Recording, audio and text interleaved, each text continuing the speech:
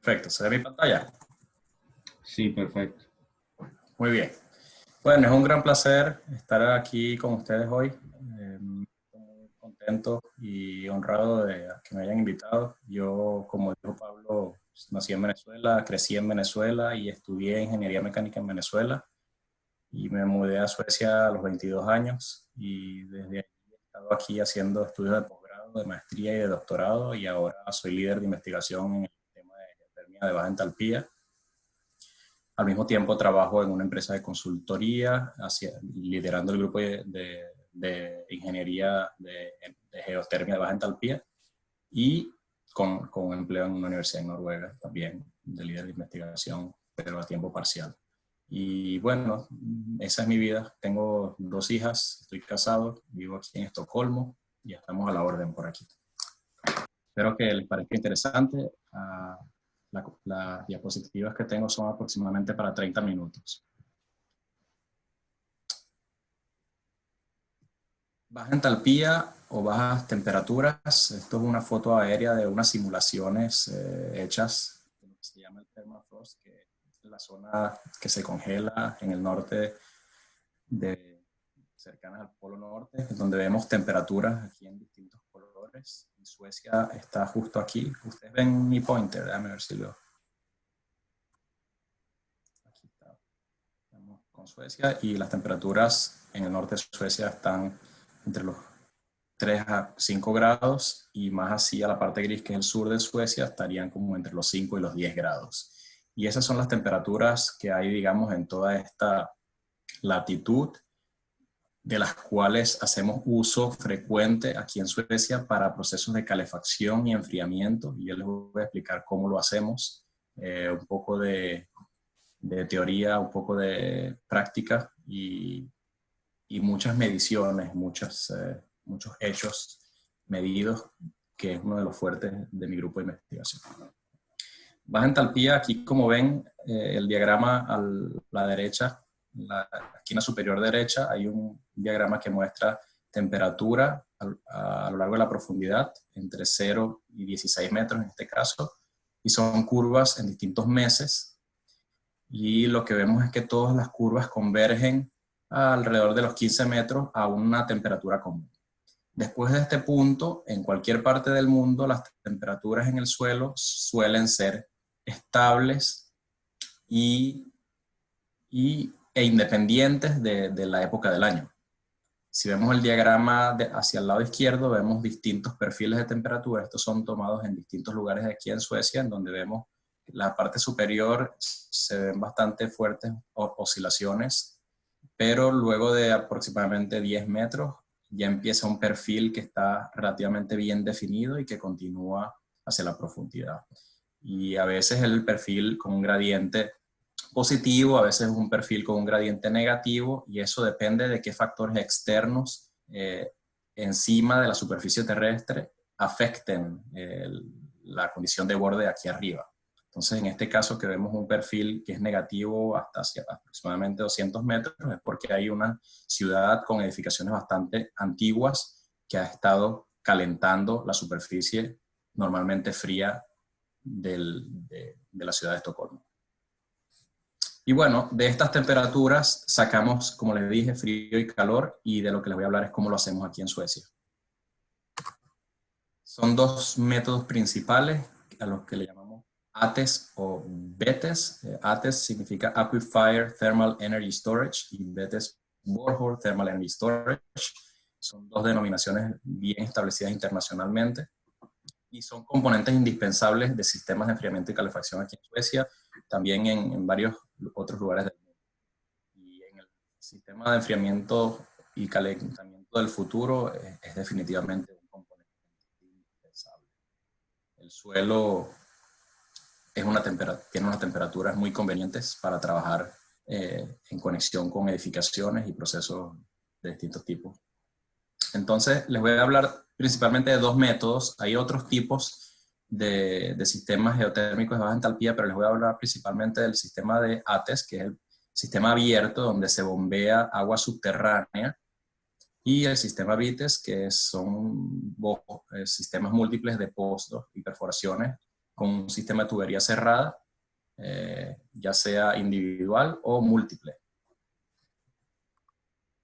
El sistema abierto, en el sistema abierto se bombea agua subterránea, se origina una diferencia de presión y esa agua se bombea a través de un intercambiador de calor y se inyecta de vuelta en otro pozo. De manera que si sacamos una temperatura aquí, por ejemplo, de 10 grados, entregamos al edificio cierta cantidad de energía e inyectamos una temperatura menor. De este lado estamos acumulando frío al mismo tiempo que de este lado se está acumulando calor. Este sería el proceso de calefacción y el proceso de enfriamiento, que sería en el verano. Ahora sacamos los 6 grados que teníamos del lado izquierdo y los pasamos por el intercambiador de calor e inyectamos, después de haber entregado ese frío al edificio, una temperatura mayor, y de esa manera invertimos la dirección del flujo entre el verano y el invierno, ya para que la edificación tenga satisfaga sus necesidades de frío y calor, y al mismo tiempo no necesitamos producir ese frío y ese calor, sino que lo movemos de un lado al otro a través de los años. En el sistema cerrado la instalación típica es diferente porque se instala una tubería por donde circula un fluido. Esa tubería baja hasta aproximadamente, no les dije anteriormente, pero estos sistemas abiertos tienen profundidades muy bajas, entre los 0 y los 50 metros. Los sistemas cerrados aquí en Suecia los hacemos entre 200 y 400 metros de profundidad. Y bueno, ahí se instala una tubería plástica conocida como U-Pipe, tubo U, y por allí baja el fluido. Normalmente, si estamos en invierno, baja el fluido frío y se va calentando y vuelve a subir un poco más caliente, y allí se entrega también a un intercambiador de calor. Ya les voy a explicar un poco más cómo funciona. Son pozos de alrededor de 11 centímetros de diámetro. Los pozos de los ATES son aproximadamente de 500 milímetros de diámetro, 50 centímetros. Entonces son un poco más grandes. Y aquí hay bombas sumergibles. Las bombas en este caso son bombas de circulación centrífuga normales que se instalan en la sala mecánica.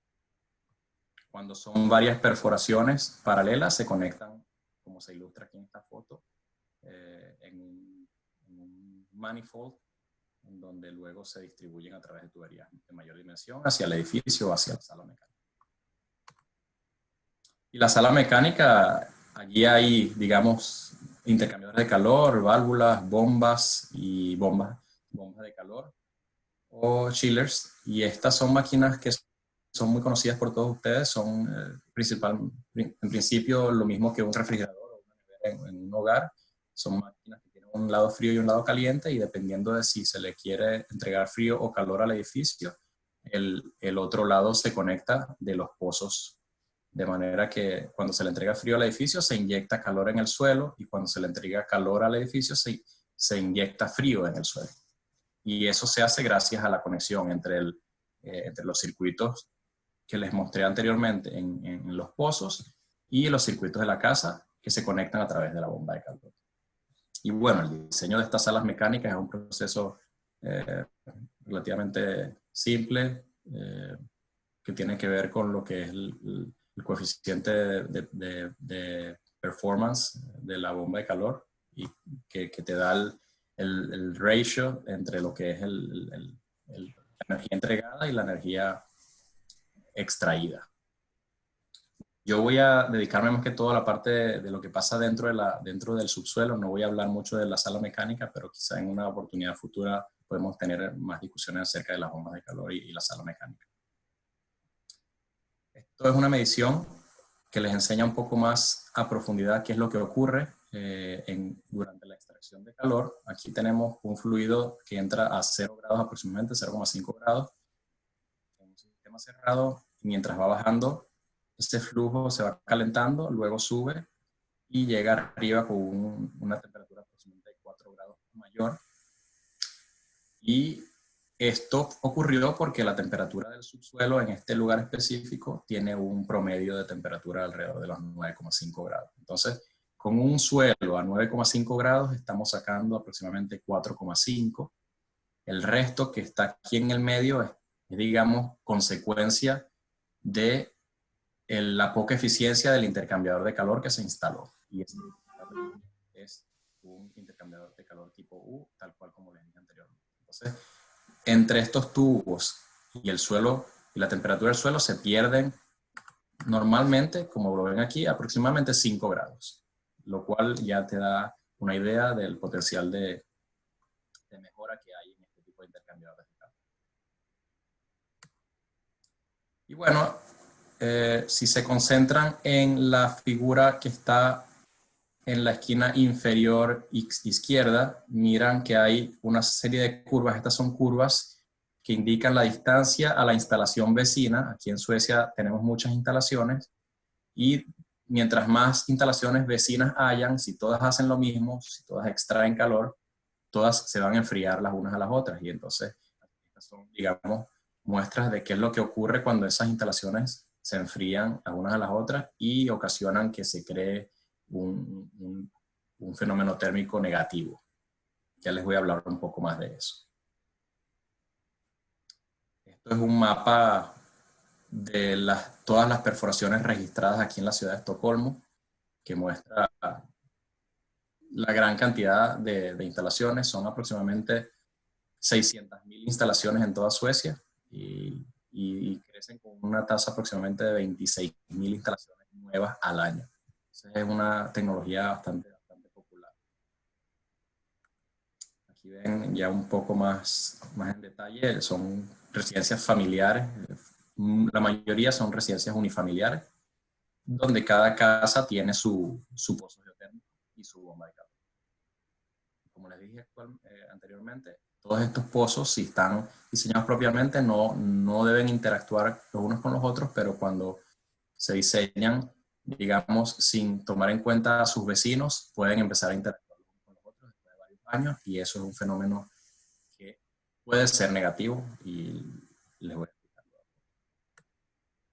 Un ejemplo para poder recibir un permiso de instalación, si quieres calentar tu casa con un sistema de este tipo, tienes que tomar en cuenta entonces a los vecinos. En este caso se quiere hacer una instalación en esta propiedad que se ve aquí, en la número 7, y entonces el sistema que te da la municipalidad aquí en Estocolmo, ya están registradas todas las instalaciones vecinas, cómo se perforaron, con qué inclinación se perforaron los pozos, y eso te permite localizar los pozos nuevos en algún sitio estratégico que impida la interacción térmica con las instalaciones vecinas.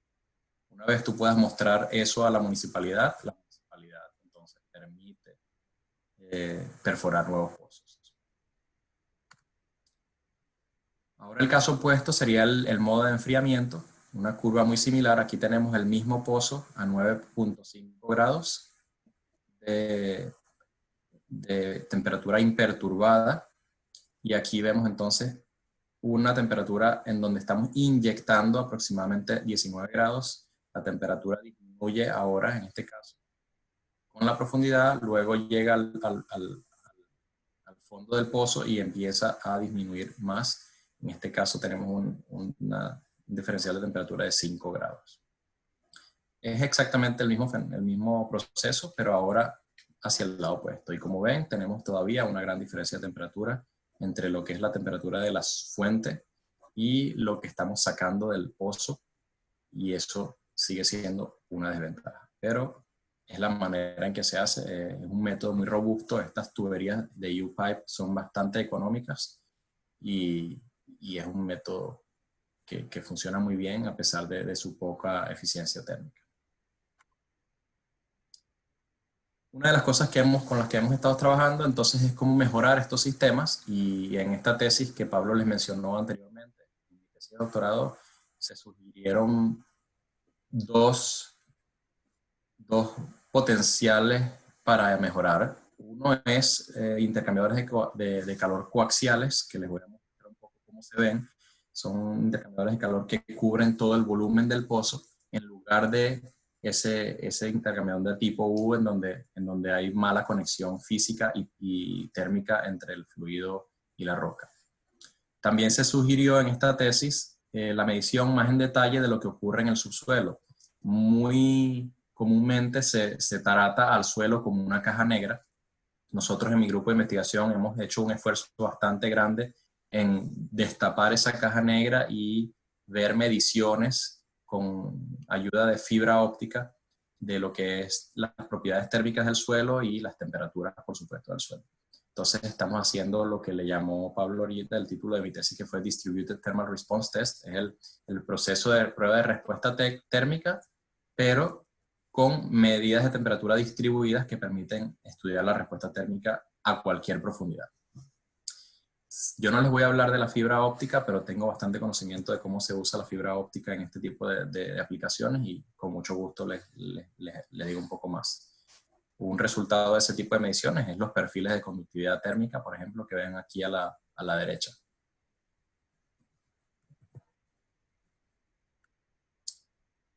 Aquí miran, por ejemplo, también dos mediciones. Estos son datos medidos en dos pozos. En este pozo tenemos un suelo homogéneo y en este pozo un suelo heterogéneo con distintas propiedades. La profundidad aquí en el eje vertical y el tiempo en el eje horizontal. Al principio, cuando todo está azul, el pozo está en condiciones imperturbadas a una temperatura aproximadamente estable, y luego se empieza a calentar con un calentador eléctrico y se calienta el pozo. En el caso del suelo homogéneo, el pozo se calienta bastante similarmente a lo largo de toda su profundidad.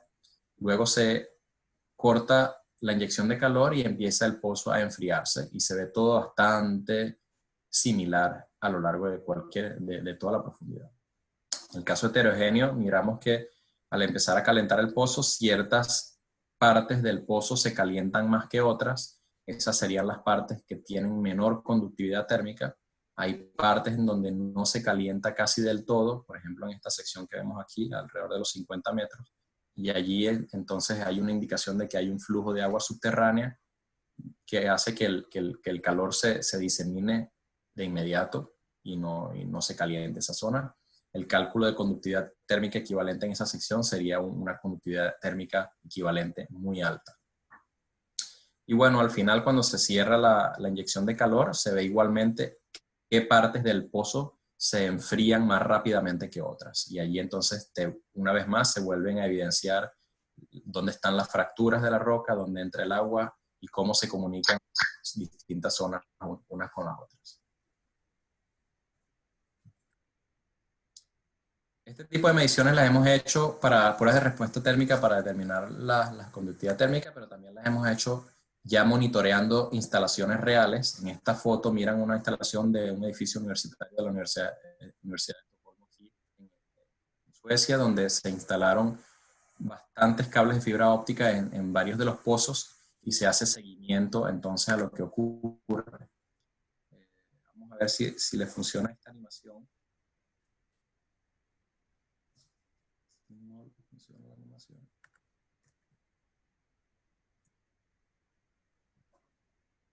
No le funcionó la animación. Bueno, les voy a explicar lo que iban a ver. Aquí estas son curvas de distintos pozos que hay en este campo de sondeos, y todos esos pozos, dependiendo de la temporada, van a tener una temperatura diferente. Entonces, esos pozos están ahorita en este instante, donde está este indicador rosado, estamos en septiembre y están esos pozos a 15 grados. En la medida que esta barra iba corriendo hacia la derecha y se iba moviendo entre septiembre, octubre, noviembre, diciembre, empieza el invierno y todas estas temperaturas que están viendo aquí, que están a aproximadamente 15 grados a lo largo de toda la profundidad del pozo, se iban a ir moviendo hacia la izquierda. Eso es un video, una animación muy, muy bonita que tenemos de mediciones realizadas, que con gusto se las comparto para que la vean bien. En el caso de los sistemas abiertos también tenemos mediciones muy similares, en donde vemos cómo los pozos fríos y los pozos calientes funcionan en tiempo real. Entonces tenemos cables de fibra óptica que miden temperaturas en tiempo real en distintas épocas del año, y miramos pues cómo se está comportando en este caso las capas de sedimento en dónde se está extrayendo más calor y más frío, dónde estamos perdiendo calor y frío. Y bueno, con estas mediciones estamos tratando de validar modelos que nos permiten luego diseñar los sistemas de una manera más precisa. Hay muchísima información en este tipo de mediciones. Hay muchísima información en cada perfil.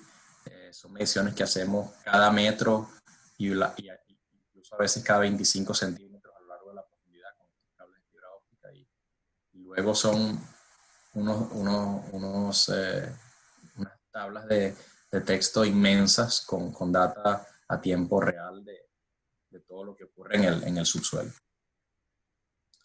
Esa instalación está publicada en un artículo de uno de mis estudiantes de doctorado que se llama Muhammad Abu Asbe, que la pueden conseguir en esta dirección. Es trabajo en proceso, pero ya tiene una primera publicación y él está en un par de años, estará listo con su tesis de doctorado.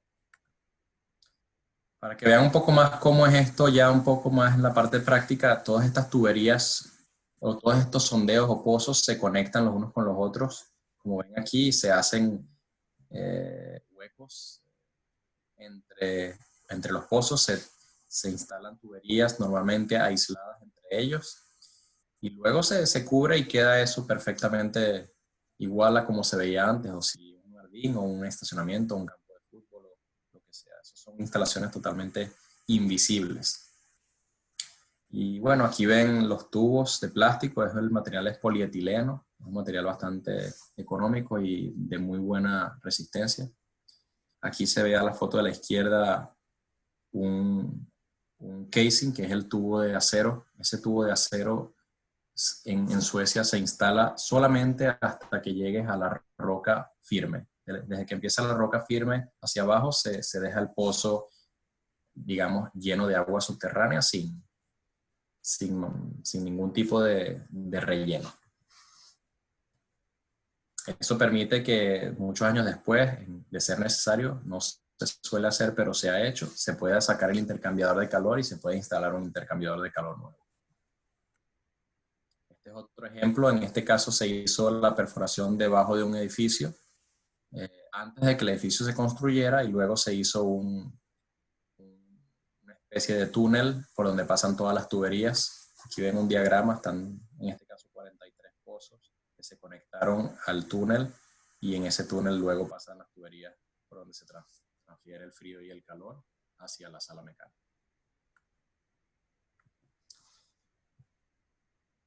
Los campos de pozos o de sondeo se diseñan tomando en cuenta que los pozos interactúan entre ellos. Como les dije anteriormente, si solamente se saca calor y hay muchos vecinos que sacan calor a la vez, estos pozos se van a enfriar y van a enfriar el suelo adyacente.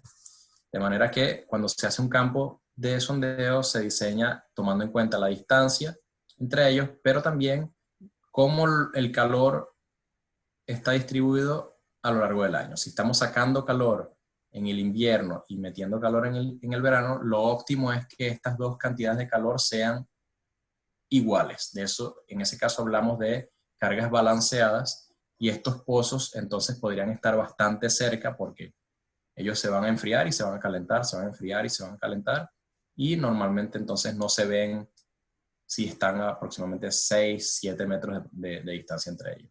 Pero si las cargas están desbalanceadas, digamos, si estamos instalando una instalación así como en una ciudad cercana al trópico, donde se necesite más enfriamiento, luego entonces todos los pozos se van a calentar entre ellos y en la medida en que pasen los años, el suelo se va a calentar. Entonces eso hay que tomarlo en cuenta, principalmente respetando la distancia que deben tener los pozos y para eso hay distintos modelos de tanto comerciales como no comerciales para definir la distancia entre los sondeos. Esta es una tesis de doctorado de mi primera estudiante que terminó hace casi 2 años, se llama Patricia Monzó, es española y ella es muy buena también, está trabajando también aquí en Suecia. Ella hizo un trabajo de modelaje y de monitoreo de los sondeos. Normalmente la interacción entre los pozos se trabaja con curvas que representan el cambio relativo de temperatura entre ellas, entre los sondeos, dependiendo de cómo estén ubicados. Entonces, por ejemplo, aquí vemos una ilustración de una cantidad de sondeos que está muy cerca, y aquí vemos en el eje el eje vertical, estamos tratando de ilustrar el cambio relativo de temperatura, en el eje horizontal, el tiempo. Entonces, en la medida que pasa el tiempo, el cambio relativo de temperatura aumenta, pero aumenta dependiendo de cómo estemos diseñando nuestro campo. Si tenemos un solo pozo, no aumenta casi, porque todo el calor se disipa al suelo adyacente y no ocurre prácticamente un cambio de temperatura a largo plazo. Eso es lo que ocurriría si tienen una casa en el medio del campo y ese pozo haría exactamente el mismo trabajo año tras año sin ningún problema. Pero si ponemos muchos pozos uno al lado del otro con una distancia moderada, vamos a sufrir un cierto cambio relativo de temperatura a largo plazo. Y si los ponemos aún más cerca, el cambio relativo de temperatura va a ser, por supuesto, aún mayor. Con esto les quiero decir que hay que respetar las distancias una vez más, siempre y cuando las cargas térmicas que va a sufrir el campo de sondeo sean desbalanceadas. Si las cargas son balanceadas, y con eso quiere decir que estemos sacando la misma cantidad de frío que de calor en un periodo de un año o de un periodo determinado, entonces la distancia entre los pozos no tiene tanta importancia. Esto lo estamos estudiando también, aparte de las mediciones que les enseñé anteriormente. Hacemos, por supuesto, trabajo en laboratorio y tenemos en nuestro departamento, tenemos un modelo que construimos a escala. Estamos en el proceso ya de finalización y en donde podemos estudiar escalas de tiempo que normalmente toman décadas, todos esos procesos de interacción entre los pozos que se pueden ver después de décadas, en este modelo a escala lo podemos ver en una semana o en días, dependiendo de qué escala tenemos. Un pequeño modelo con medio metro de profundidad, los pozos son de medio metro de profundidad y es un cilindro de aproximadamente un metro y medio de diámetro. Entonces, bastante interesante. También tenemos una publicación con el estudiante de doctorado William Mazzotti, que también la pueden encontrar aquí. Y por supuesto estamos estudiando también cómo afecta el flujo de agua subterránea, este intercambio de calor. Todas las afirmaciones que les dije anteriormente son basadas en conductividad, en conducción térmica, pero estamos también conscientes de que ocurren ciertos flujos de agua subterránea cuando hay, por ejemplo, fracturas en el suelo o suelos porosos, y allí entonces estamos estudiando en forma numérica cómo influye esto en las pérdidas o ganancias de calor de nuestro intercambiador de calor en el subsuelo. Uno de nuestros fuertes, como le dije anteriormente, es las mediciones y los estudios previos. Aquí tenemos una foto de una máquina perforadora en un campo en donde se hizo prácticamente todo lo que se puede hacer en un estudio previo a una instalación, y sacamos, digamos, todas las propiedades térmicas, las propiedades hidráulicas, muestras de suelo, caracterizamos dónde estaban las fracturas, qué transmisividad tenía cada una de las fracturas, los perfiles de conductividad térmica, etc. Y luego, por supuesto, hacemos unas simulaciones y podemos incluso simular basados en las mediciones y cómo se vio el sondeo de prueba, cómo se puede ver un campo ya múltiple a nivel estadístico. Y entonces se pueden ver ya las desviaciones que se van a producir ya perforado el campo de sondeo, como consecuencia de, por ejemplo, las formaciones geológicas, la cantidad de fracturas que hayan que originan que la corona de perforación se desvíe de distintas formas. Estas mediciones las hemos hecho muchísimo. Estamos construyendo mapas de conductividad térmica de aquí de Estocolmo. Aquí miramos, por ejemplo, ya un mapa relativamente ya con un método bastante bien establecido, pero en donde faltan muchos puntos. Pero ven, este rectángulo ilustra todo lo que es la ciudad de Estocolmo, y tenemos aproximadamente 60 puntos de medición. Estamos continuamente actualizando este mapa y tenemos los perfiles de conductividad térmica medidos en todos estos puntos.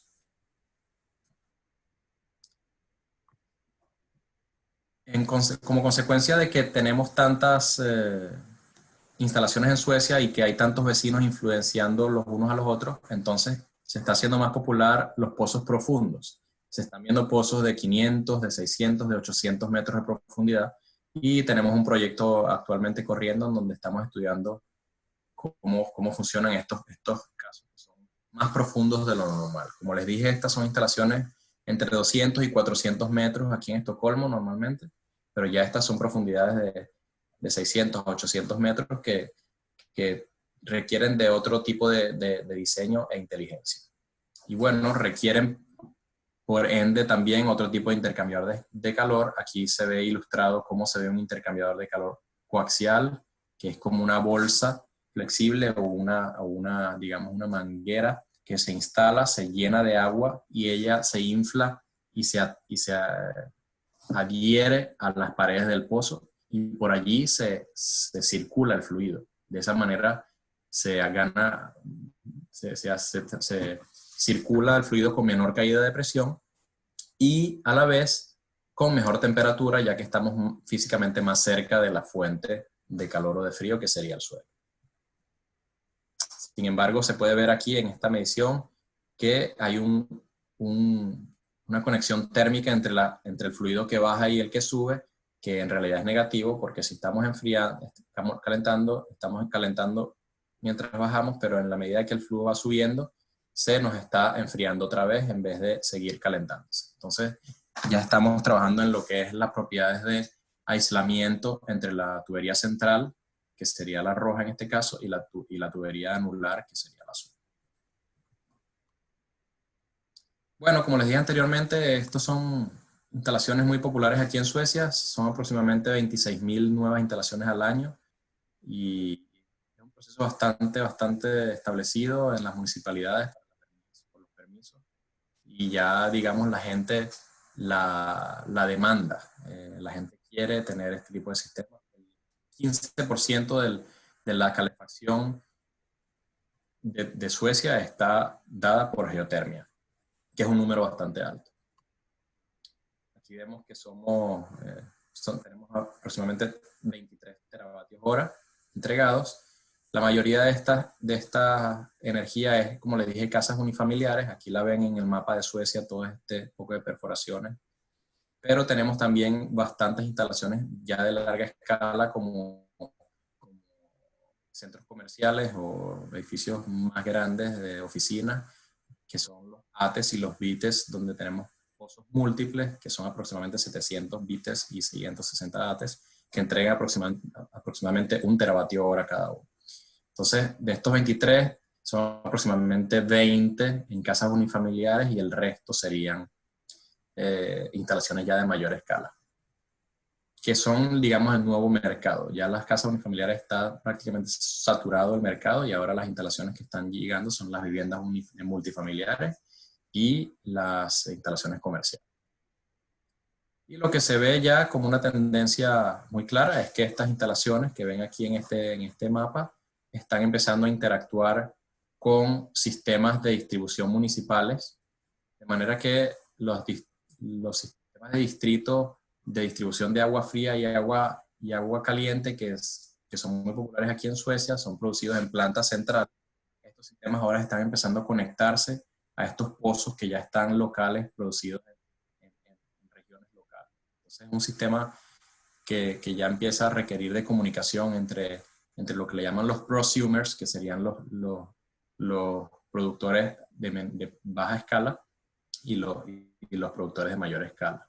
Y bueno, ese es el sistema que creemos que es el sistema del futuro. Se llama Fifth Generation District Heating and Cooling, que es el sistema de distribución de calor y frío municipal de quinta generación, y que va a ser sistema donde se va a distribuir temperaturas bastante bajas para calefacción y altas para enfriamiento, muy cercanas a lo que es las temperaturas naturales del suelo, que hace que no hayan pérdidas. Entonces es muy eficiente. Esta era mi última figura. Les quería comentar que yo soy el líder de estos dos grupos. Uno es en Ben Dahlgren y otro es en la KTH.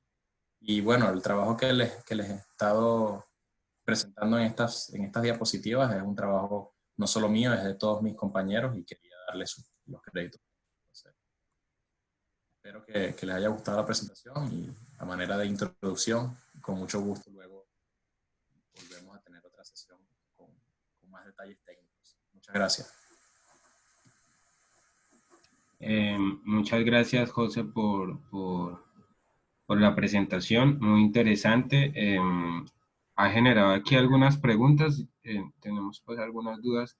Antes yo quería pedirle un favor, usted tiene, ¿cómo lo contactaríamos más adelante, digamos, si quieres que alguien te pregunte algo en específico a tu Sí, correo? bueno, ¿Está tu correo o...? les escribo aquí mi dirección de correo, ¿te parece? Ah, bueno, listo, está bien. Bueno, pues José, muchas gracias por la presentación, muy valioso el contenido. Digamos que para casos como nosotros en Colombia uno piensa mucho más en lo útil que podría ser en algunas zonas para enfriamiento, sistemas de enfriamiento y hay una experiencia ya en Colombia que se tuvo con un piloto de una bomba de calor. Por ahí en el YouTube está la presentación, fue justamente el primer webinar que hicimos y ellos lograron llegar a temperaturas de cero en el cuarto frío, no sé si llegaron a menos, eh, y, y, y, y esto, ahí yo no recuerdo cuál era la separación de los pozos, pero es muy algo que es, digamos, interesante saber o que tenemos como la curiosidad es si aún con la geología de superficie que se ha hecho, que se conocen, por ejemplo, en los mapas del Servicio Geológico Colombiano, uno podría hacer una correlación con datos de conductividad térmica de esos tipos de roca para hacer un análisis como de qué potencial podría tener un área donde uno quisiera instalar estos sistemas y también poder tener una idea del distanciamiento entre los pozos si solo voy a inyectar calor en el subsuelo. Digamos que a mí me genera ese tipo de dudas, pero antes de pronto de hablar de estas mías, yo quiero leerte las que han hecho acá. Fernando Rivas pregunta que aproximadamente cuando inició en Suecia el uso de las bombas de calor. Fíjate, aquí en esta diapositiva se ve claramente cómo ha sido la evolución del mercado. Las barras anaranjadas son la venta de bombas de calor geotérmica. Ya vemos que a principios de los años 80 se estaban empezando a vender a muy poca escala y digamos a mediados de los 90, del año 94-95, empezó ya un crecimiento, se podría decir, más o menos exponencial y ya a partir del 2004-2005 ha sido una venta estable de aproximadamente 25.000 instalaciones anuales. Entonces, de forma concreta, yo diría en el año 95 fue donde estuvo el boom. Ok, interesante. Y dice también Fernando que cuál fue el apoyo en aquel momento por parte del gobierno para iniciar con el uso de bombas de calor. Justamente en ese año, en el 94, se hizo un concurso para que la tecnología que pudiera sacar la energía del suelo de forma más eficiente, se le dio un premio para que pudieran desarrollar su producto. Entonces hubo, creo que como 6 manufacturers, productores de bombas de calor que propusieron una máquina y luego la máquina ganadora se le dio una inversión que permitió que la tecnología se empezara a vender. Eso fue un concurso que se ha hablado bastante aquí, que fue una de las causas de, de, de estímulo. Otra causa de estímulo, por supuesto, es cuál era la competencia y cuáles eran los precios de la competencia. Siempre aquí ha habido mucha consumo eléctrico, eran sistemas que se calentaban por electricidad o por diésel o gas, y era muy costoso. Entonces ya al pasar a una máquina de tipo geotérmico, donde te ahorras un 75 o un 50% de los gastos de calefacción, hay un estímulo grande. Entonces, hay unas curvas bien bonitas que muestran la relación entre cuánto cuesta la competencia y cuán tan rentable, por supuesto, es la alternativa. Y eso ha sido un estímulo, por supuesto, que la gente ha visto sus ganancias anualmente. No hay gas allá, ¿cierto? En Suecia. Sí hay, pero queda poco ya. Pero sí hay. Oh, Sí. ok. La tercera pregunta es, ¿cuáles fueron o son las barreras para instalar las bombas de calor? Gobierno, espacios, políticas.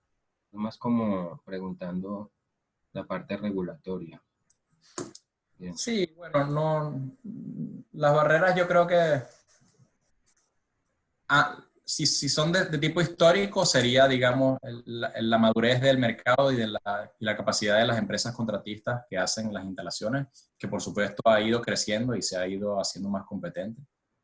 Pero son instalaciones sencillas, y si hay capacidad de perforación, que es digamos, la parte más difícil o menos común quizá, cuando hay capacidad hay conocimiento en la perforación, creo que se tiene todo, porque el resto es plomería, es trabajo de plomería, y es muy normal trabajar con sistemas de aire acondicionado y de refrigeración que prácticamente tienen el mismo, el mismo principio. Así que la parte a promover es definitivamente la perforación para esta aplicación, cómo se hace la instalación de los intercambiadores de calor y cómo se conecta ya eso a un sistema de enfriamiento de calefacción que ya todos conocen. Entonces, no veo otras barreras, más que el miedo o la falta de conocimiento. Ok. La siguiente pregunta es de él mismo. Dice, ¿actualmente hay incentivos o apoyos por parte del gobierno para instalar las bombas de calor? No, actualmente no hay, pero ha habido. Y a veces van y a veces vienen, pero es una tecnología ya competitiva, no requiere de ayudas del gobierno, ya está en un nivel competitivo, ya en el nivel normal de mercado. Hay otras tecnologías de fuentes de energía renovables, como por ejemplo la energía solar, que todavía tiene subsidios del gobierno o ayudas del gobierno, pero ya la geotermia de baja entalpía aquí en Suecia, el precio, yo diría, es el más bajo de todo el mundo. Son precios bastante bajos. Es que hay muchas empresas haciendo ese trabajo. Interesante. Sí. Qué bueno. Ahora una pregunta de Juan David Romero. Dice que de qué depende la carga térmica. Depende del clima, por supuesto, en donde estés trabajando, y de la calidad de aislamiento de tu edificio. Cómo está tu edificio expuesto a ese clima, si está bien aislado, si está orientado hacia el sol, si tiene muchas ventanas, y bueno, y qué tipo de actividad se hace dentro de ese edificio. Todos esos factores resultan en una carga térmica que al mismo tiempo se usa para diseñar el campo de sondeo y el tamaño de la bomba de calor. Ok. Ahora Rubén dice, ¿cuál es el costo de un sistema para una vivienda unifamiliar sin la perforación? ¿Y qué energía produce por día? Sin la perforación. Si dice sin la perforación, debe ser solo la bomba de calor. ¿Ok? Bueno, sería en Estocolmo, en una vivienda unifamiliar típica donde viven 3 a 4 personas, aproximadamente 3.500, 4.000 euros. Solamente la parte de la bomba de calor, sin la perforación. Ok, y habla de la energía que produce por día. Imagino que Eh, las bueno, potencias de diseño que... en el que las venden, ¿cuáles son? Bueno, la potencia de una casa unifamiliar es aproximadamente entre 5 y 10 kilovatios. Y por supuesto los 10 kilovatios se necesitarían el día más frío del año y los 5 sería más que todo un promedio en el en el otoño en la primavera. Ya en el verano solamente se utilizaría el sistema para producir el agua con la que uno se ducha o se lava las manos, el agua caliente, y ya sería una potencia aproximadamente 1 o 2 kilovatios. Pero sí, ese es el rango más o menos. Ok.